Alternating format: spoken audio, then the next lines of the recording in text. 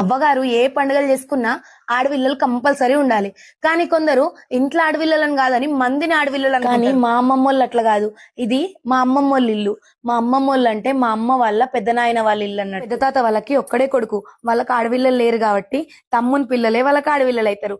అట్లా మా మమ్మీ మా చిన్నమ్మలు వాళ్ళకి ఆడపిల్లలు. మా అమ్మకు నడవది, మా చిన్నమ్మలు దూరం ఉన్నారు కాబట్టి మా అమ్మ వంతుకు నాతోని కూరాడు పట్టించుకున్నారు. కానీ మన అమ్మమ్మ ఇంటికాడ నాన్న లేకున్నా గానీ అమ్మ విలువ తగ్గది.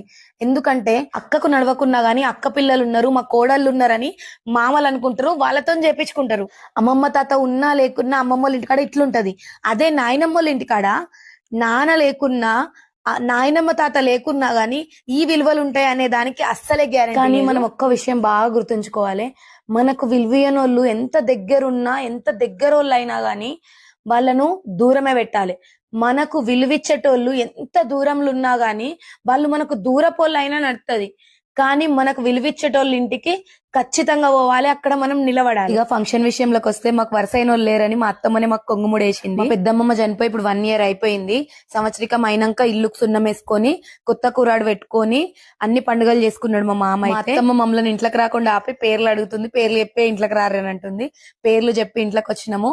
కూరాడు అక్కడ పెట్టి మా మామకు అంతా మంచి జరగాలని చెప్పి మనస్ఫూర్తిగా దేవుణ్ణి అయితే